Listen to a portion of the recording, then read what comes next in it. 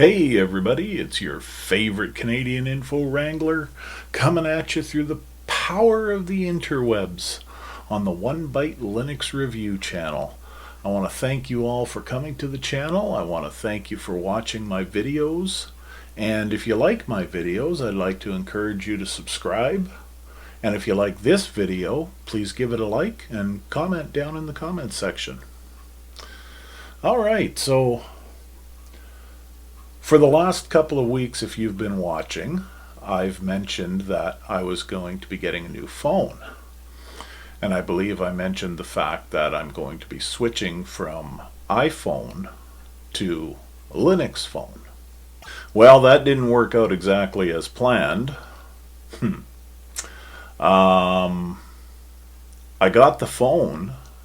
It took a couple of weeks to get it because I purchased it through an Indiegogo campaign, and Indiegogo has a 10-day cancellation policy, so people don't ship until the 11th day after you place your order.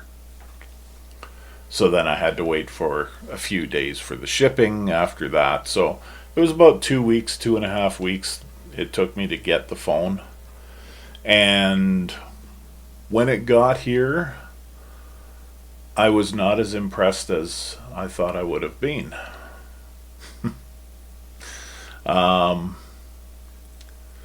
So I didn't really do enough research. I did do some research into it, but I didn't do enough research. And I found out that the phone wasn't as great as I thought it was. So first, what I'm going to do is I'm going to show you the phone. I'm going to record it and I'm going to unbox it for I reboxed it so that I could unbox it for you, just so that you can see what I was getting, right? So I'm going to show you that, and then we're going to talk about some of the problems I encountered with it.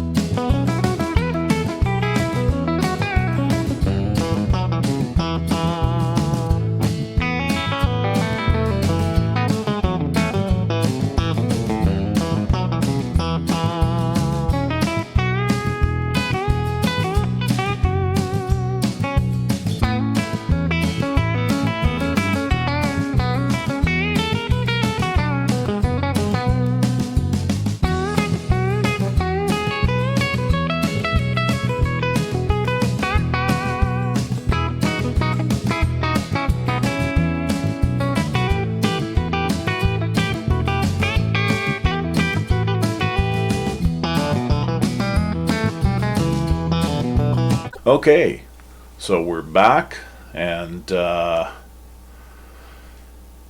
so what were the problems I encountered with it? Well, it works great as a phone. It works great as a text messaging device, but that's about all it did well. The specs on it are a little lower than competitors' flagship models. You know, this is Volla's flagship phone, the Quintus, and you would expect better hardware specs from a flagship model phone, or what they're calling a flagship model phone, right? The processor was all right.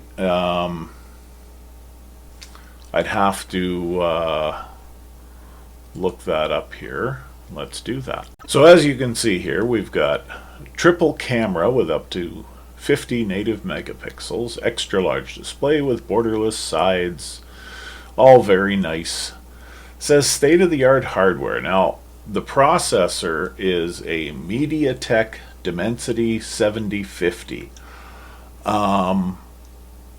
I'm really not sure how that compares with for example, the latest Qualcomm Snapdragon. I don't know.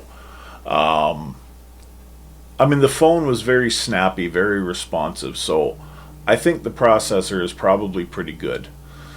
8 cores at 2.6 gigahertz, 6 nanometer structure. That's all pretty decent. 6.78 inch display at 1080 by 2400 pixels with 120 gigahertz refresh rate. And triple camera with 50 megapixels, wide, 8 megapixel ultra wide, 2 megapixel macro. Up to 4K video with 3840 by 2160 pixel. You can read. So, this is where we get to the problem though. 8 gigs of RAM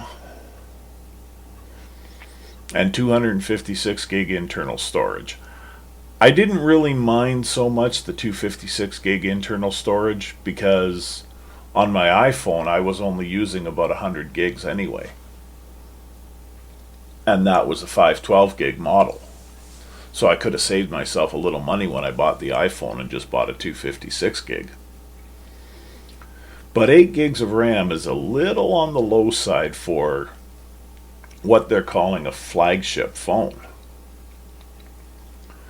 Up to 2 nano SIM cards. The frequency bands were all good. I had no problem using it as a phone. But it's just that 8 gigs of RAM and no micro SD expansion. So you can see there all the specifications. Here's another one. 4600 milliamp hour battery, lithium polymer battery. 4600, typical capacity 4700. That's a little low. If I'm not mistaken, I just bought a Google Pixel Pro because I was Google Pixel 10 Pro because I was just fed up with the problems that I had with the Volla phone, and I'll get into that. What was I looking for? Battery, right? Yeah. Battery 5200 lithium ion on the Google Pixel 10. So, you know, that's a little low on the Volla phone. And then the operating system. That's where I really came into a problem. The operating system was, for me, an abysmal failure. They use, you know, it sounds nice when you hear de-Googled Android, right? That sounds great. Privacy. But what most de-Googled Android phones use is, I learned this doing my research here, trying to fix my problems. I learned that most de-Googled Android phones use an app called Micro G to spoof the Google authentication. Because most of the apps you use that are tied to your Google account especially, what they do is when you launch them, they send some telemetry to Google for verification that the app was downloaded from the official Google Play Store. Because if it wasn't, if you downloaded your app from a different source, it's possible that it could contain malware. So, you know, the apps that are on the Google Play Store are verified. And that's basically what the apps try to do when you launch them, is they try to send telemetry so that Google can verify that, yes, that app was downloaded and installed from the Google Play Store. Micro G is supposed to intercept that telemetry and give the app the answer that it's looking for. Yes, this app was downloaded legitimately from the Google Play Store. So Micro G is supposed to lie to it. The problem is Micro G wasn't working for me. And I spent hours with ChatGPT trying to figure out why things weren't working. And we went through all sorts of permission settings and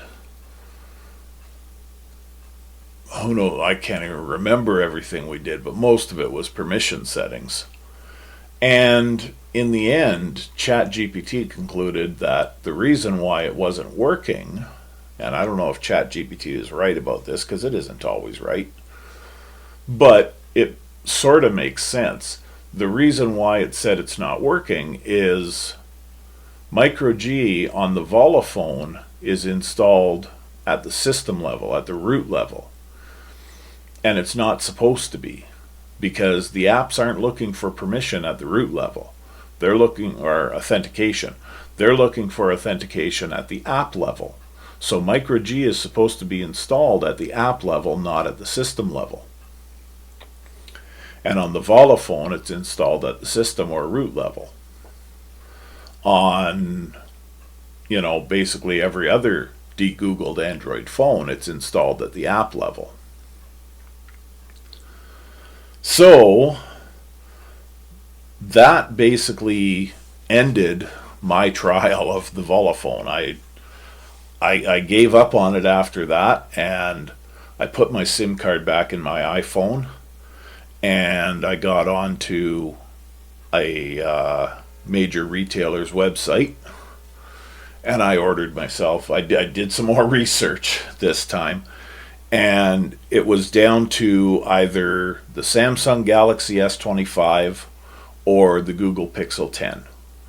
And for the price, really that was the only reason I went for the Google Pixel 10.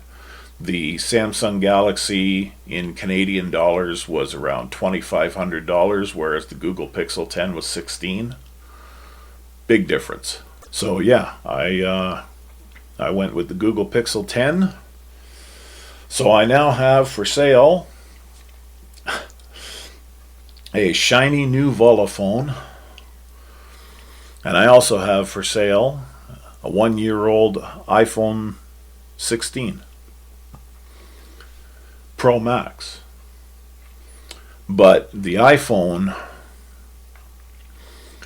I already have a buyer for that. I'm not concerned about that. The Volla phone is the one that I might have a little trouble selling, but we'll see what I can do with that.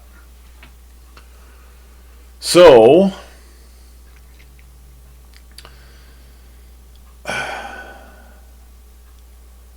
I'm not going to give the Volla phone a rating because I don't want to give anything that low a rating. In my opinion, the Volla phone was not all it's cracked up to be. I don't know if it would work any better on... Is there a European version of the Google Play Store? I don't know. If there is, would the Volla phone work any better on that one? I don't know. But it certainly didn't work well here. So that's about all I can say about that. I just got my Google Pixel 10 today, and I've set it all up and put my SIM card in it, and so far I like it. I'm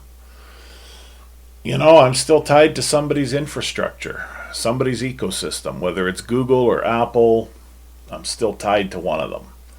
Because right now, as it stands, Linux phones either suck on hardware, or, as in the case of this one, the software isn't set up right, or both. So, I kind of wanted to get out of the Apple ecosystem anyway, regardless of which direction I went in. So, I'm happy with the Google Pixel 10. I'm not fully happy because, as I said, I'm still tied to somebody's ecosystem. But it got me out of the Apple ecosystem for now, and getting out of the Google ecosystem is something for future me. So for now, I guess I'm going to wrap it up. This might be a bit of a shorter video, but I'm going to wrap it up for this week. And next week, what are we going to look at next week? How about something like Puppy OS? Yeah. Or Linux Mint Debian Edition. I was actually talking to Gary the other day, and he told me that he had an old laptop that he'd been trying to install Linux on, and he tried several different distros, and none of them were installing properly. And then he tried Linux Mint Debian Edition, and it works. It's I think he said it's about a 10-year-old Dell Inspiron laptop. And Dell has always had a good history of working well with Linux, so I was kind of surprised that he was having the trouble he was having. But now he's got LMDE on it, and he's happy, so that's cool. Hi, Gary. So, yeah, I'm going to wrap it up here, and, the usual, God's willing, Daffy Duck willing. We'll see you all in the next video. Ciao for now.